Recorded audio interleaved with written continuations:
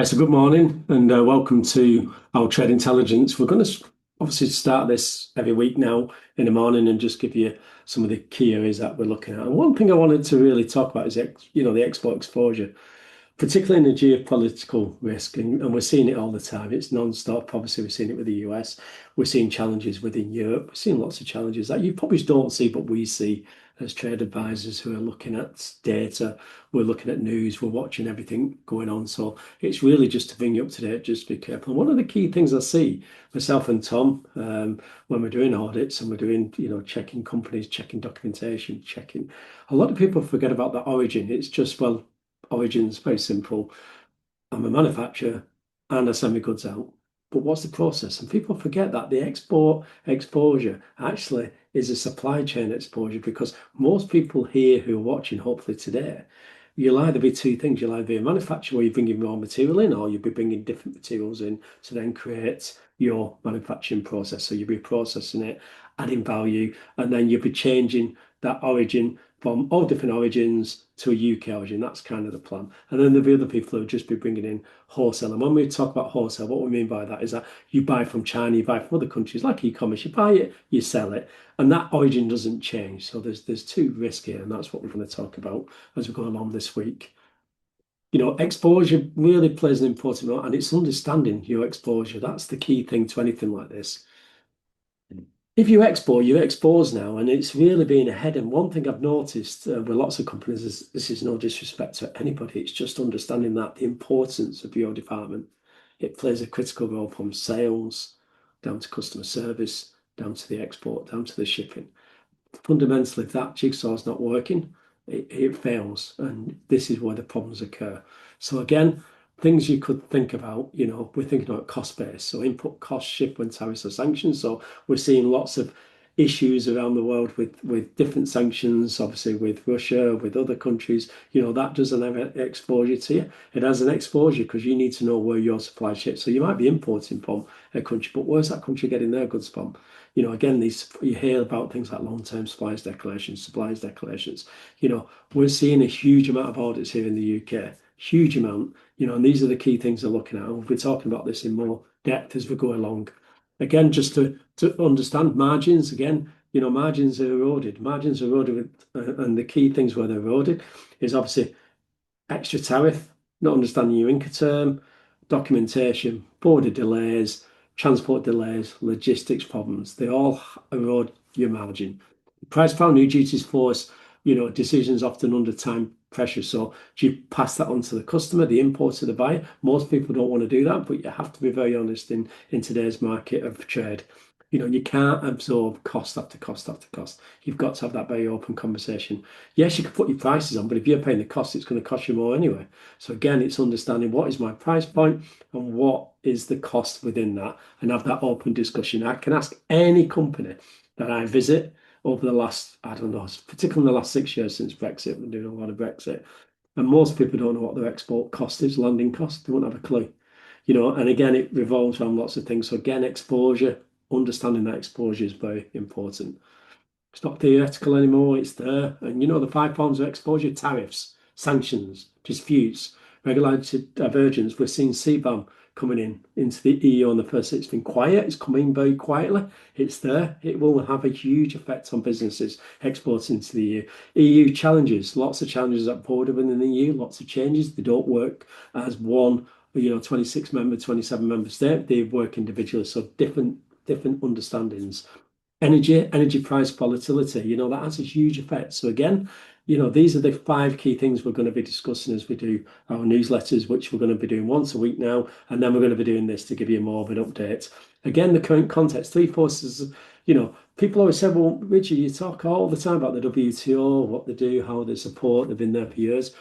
It's a big problem for them because since 2019, they've had a lot of challenges within that because the body's been it's been changed a lot, and they don't have the powers they have. I still truly believe in the WTO, I believe you need that. You need somebody. The problem is you've probably seen, a half run about, well, the WTO, this and that, but we're seeing these big G7 players really dictating the market, and they'll do whatever they want to do. US will do whatever they want. China will find every way they can get through things.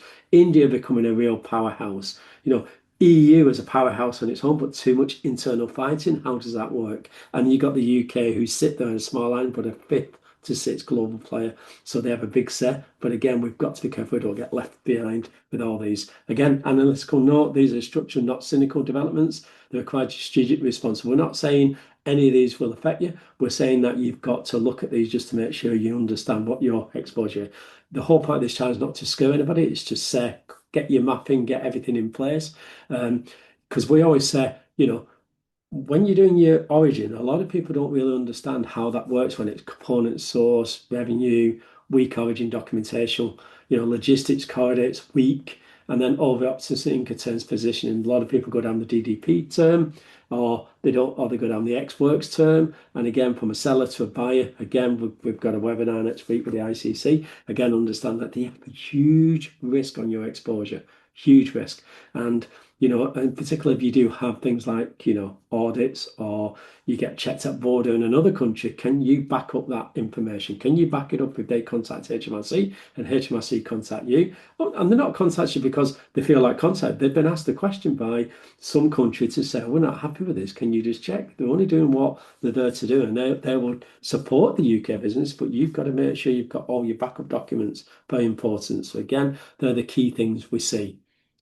UK manufacturer, export exposure in action, the setup, again, assemble in the UK, the event, the new tariffs enforced in the UK goes into the US market. So again, but what's in that component? Are there sections within there that there could be issues within there that, are you buying goods from China? Are you not then, if it, US is all about, that protection on the US, and he'll use that section at the moment what he's brought in, 1 to 2, to have that protection for 90 days. Whether we agree or not, it's there, and we've got to challenge it. And we've got to make sure that we're ready for that. We'll be talking a lot about BRICS and about what the US are trying to do. Strategically, they're doing a lot of things in the background that a lot of people aren't really seeing.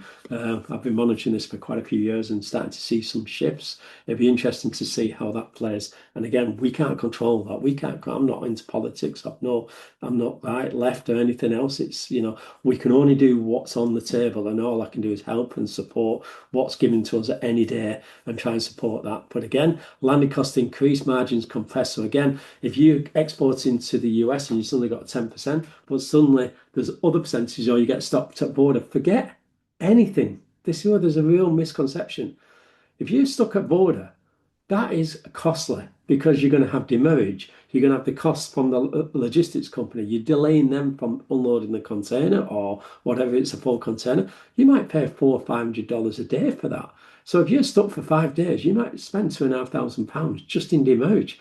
Then you've got an unhappy customer. Then they want extra credit. And it's a whole knock-on effect. Then there's duty on top of that. That's a huge cost to you. So again, you don't want this. You want to make sure that your goods that are entering, particularly obviously in the US and other parts of the world and EU, that when them goods arrive, they're going through border smoothly. The customs entries are done correctly from this side. It's done by a broker or a freight forwarder, but you're checking what they're putting on that information. And then when it arrives on the other side, if you're DDP, you're taking all the risk.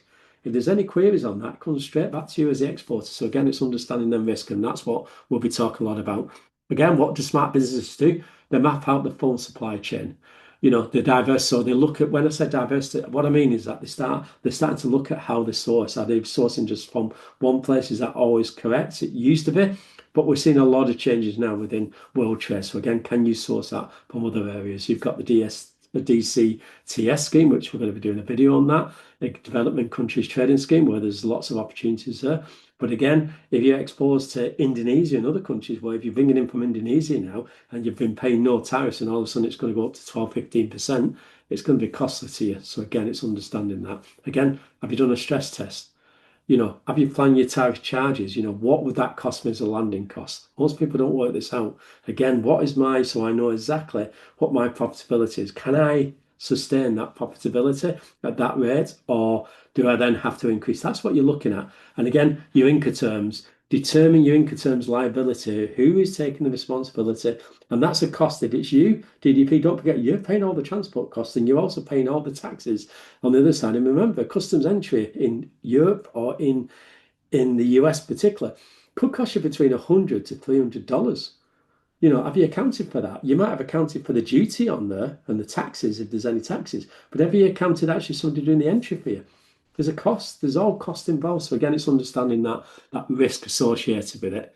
Can your business absorb? So this is the key thing. Can it absorb so much orange? I want to make a bit more impact, but that's quite bright. So hopefully that might. So hopefully you got your glass eye feel like only fills and horses when they paint everything in that lime green, which is for the railway track. If anybody remember that, where you're like, oh my God, that's bright. So again,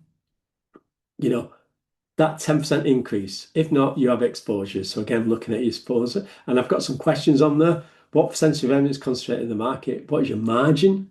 Can it absorb 10%? How long would it take to resource? Are your Incoterms fit for current environment? Do you have origin documentation withstand scrutiny? Have you a scenario planned if a corridor closes? So if something happens, can the US is a big market for you. And yes, we should be doing so much more work with the US. We're under a lot of challenges, geopolitical, because, that we're not aligning together.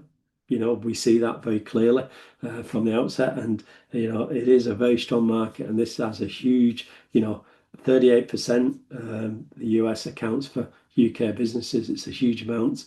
It's our biggest single market. This is a huge cost. This UK government really needs to get into the US and start negotiating, because we can't keep absorbing all these extra costs. We've got ridiculous costs in the UK to start with. This is just one end that people don't need. And then what happens? Our balance starts to go even higher. A balance against us in trade, and that's fun because you then try and source other markets. But what other markets can you source if you're huge in 52 states in the US? You think about that. How do you then source, or how do you then pick up a new market that can give you that exposure, that huge exposure to your goods? So thing to think about. So again, it's have to think about what you're doing. Again, trade intelligence about margin protection this week. So we'll be talking a lot about that, about your margins. We're doing the daily update. We've got the weekly newsletter, which used to be daily, but now we're moving it more so we can create these videos, quick videos. Just any comments, please let us know. But this is the way we're going. We want to give people lots of updates on what we're doing. So thanks for joining us. Hopefully we'll see you again. Again, drop comments in if you want to talk about these things. Obviously, if you want to be negative, that's entirely up to you. This is not for negativity. This is about helping businesses challenge. So if anybody's got any ideas or anything, again, drop some messages in the chat. It'd be much appreciated. Again, hope you have a great